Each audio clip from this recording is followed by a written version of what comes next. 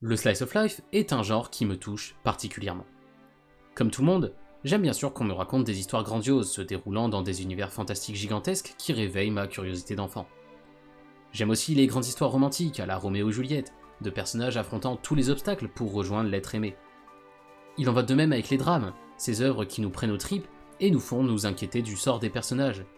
Mais est-ce qu'une œuvre a forcément besoin d'être grandiose et d'avoir des enjeux à couper le souffle pour être intéressante?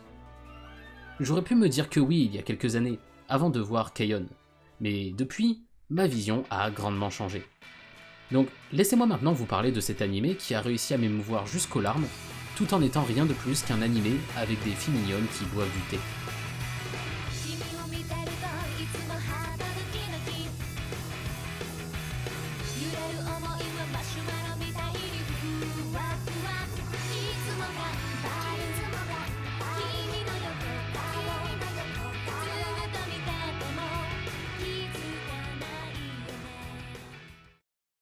Avant de vraiment parler de K-On! Cependant, il faut d'abord qu'on parle du genre Slice of Life en lui-même. Le genre Slice of Life est difficile à décrire. Presque tous les animés contiennent à un moment ou un autre des éléments qu'on pourrait qualifier de Slice of Life, comme on y suit la vie de tous les jours de nos héros. C'est pourquoi la définition est en général rétrécie à un truc du genre un animé qui se déroule dans un environnement familier et reconnaissable et qui se concentre sur les relations entre les personnages.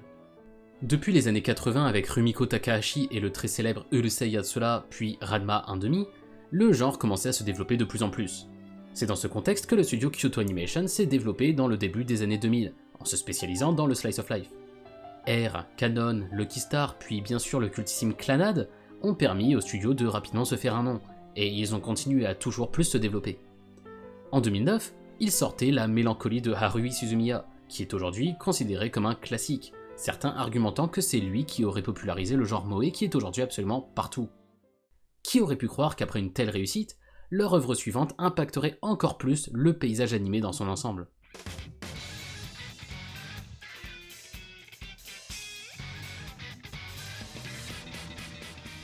Pour comprendre l'impact de K-On!, il faut comprendre ce qu'il a fait de différent.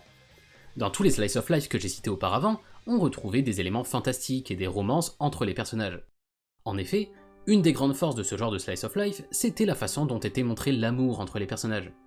En les regardant, on sent de la tension et de l'attente puisque l'on souhaite voir nos personnages se mettre ensemble, car ces animés arrivent à nous faire nous identifier à ces personnages à travers le réalisme de leurs émotions. De Clannad à Your Name, que ces relations finissent bien ou de manière tragique, on est connecté à ces personnages. Dans ce genre d'histoire, ils sont d'ailleurs souvent des adolescents, car c'est à cette période de la vie que la gestion des sentiments est la plus difficile et donc la plus intéressante. Mais l'amour n'est pas la seule chose importante de la vie adolescente, et c'est là que K-On! Vient vraiment briller. K-On! Ne présente pas la moindre histoire d'amour, on ne suit d'ailleurs quasiment que des lycéennes, avec presque aucune présence masculine tout au long de l'anime. Tout va tourner autour des relations que ces personnages forgent en tant que groupe plutôt qu'en tant qu'individus. K-On! Nous rappelle que des vraies amitiés peuvent durer pour la vie, ces amitiés qui se forgent à travers les bons comme les mauvais moments, exactement comme on avait pu le voir avec Yorimoi.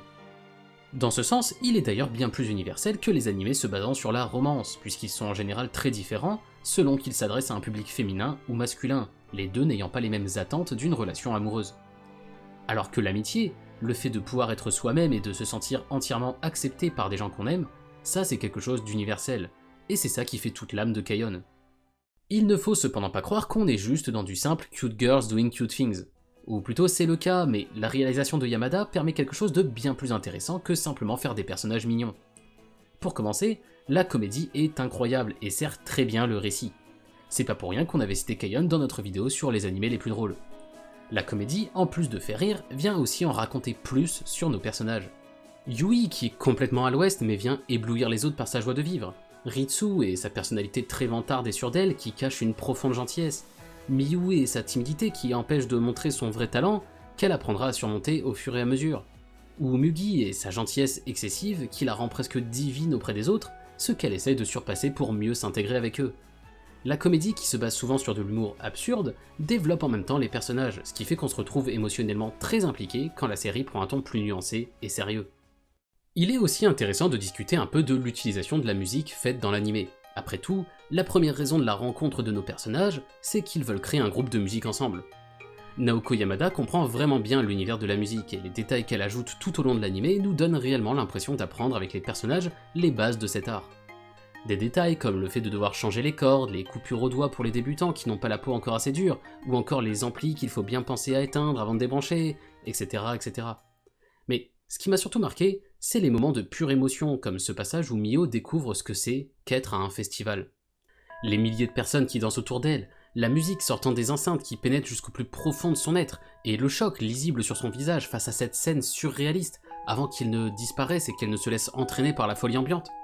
C'est dans ce genre de scène que Kyoto Animation brille le plus, car ils arrivent d'une façon ou d'une autre à nous faire ressentir leur passion à travers ces dessins. Mais bon, même si les passages musicaux de la série sont très bien placés pour apporter des climax aux moments importants de l'histoire, il serait malhonnête de vendre K-On! Comme un animé de musique. On est très loin d'un Beck, Nana, Carol and Tuesday ou même des animés d'idol. La majorité du temps dans K-On!, on peut techniquement dire qu'il ne se passe rien.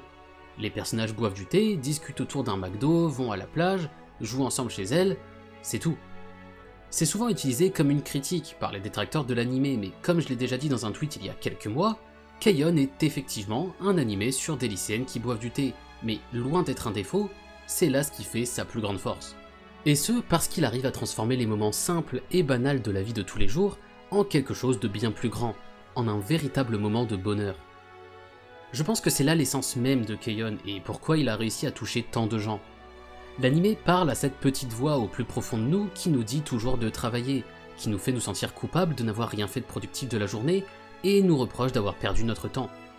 K-On! Nous rappelle que pour être heureux, il ne faut pas uniquement travailler tout le temps pour s'améliorer, il faut aussi profiter de tous ces moments simples que la vie nous offre.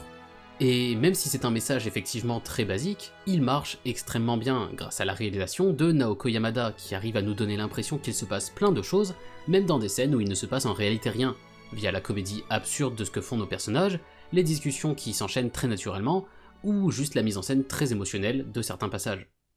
Et tout cet aspect de l'histoire est en fait incarné par le dernier personnage dont je n'ai pas encore parlé jusqu'ici, mon personnage préféré, Nakano Hatsusa.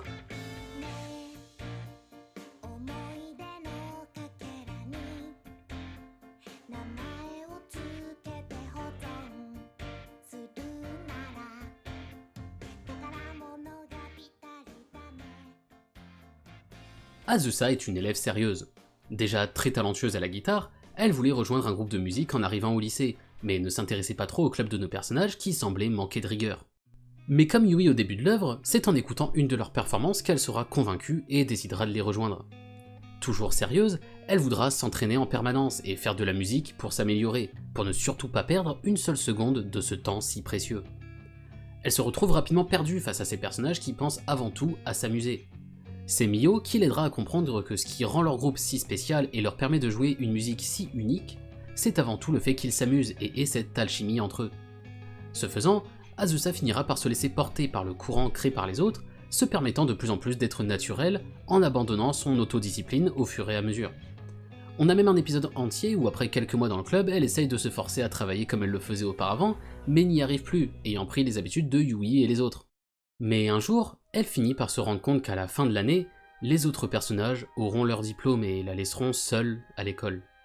En réalisant ça, elle éclate en sanglots, voulant rejouer toute l'année écoulée pour passer plus de temps avec elle à ne faire absolument rien. À travers elle, on comprend le message de l'animé, qu'il est peut-être important de travailler dur, mais que le plus important c'est de vivre l'instant présent, de profiter de ces moments passés avec les personnes qu'on aime, qui comptent pour nous et nous permettent d'être nous-mêmes. Mio finira elle aussi par comprendre cette idée, abandonnant son projet d'aller dans une université prestigieuse pour plutôt aller dans la même que les autres membres du groupe. Il y a une vraie tension autour de tous ces examens, de savoir si elles arriveront ou non à aller ensemble à l'université. Et Hatsusa semble le réaliser aussi un peu tard, craquant au dernier épisode et laissant enfin libre cours à ses émotions qu'elle contenait, déchirée de perdre ses meilleurs amis et d'être laissée derrière.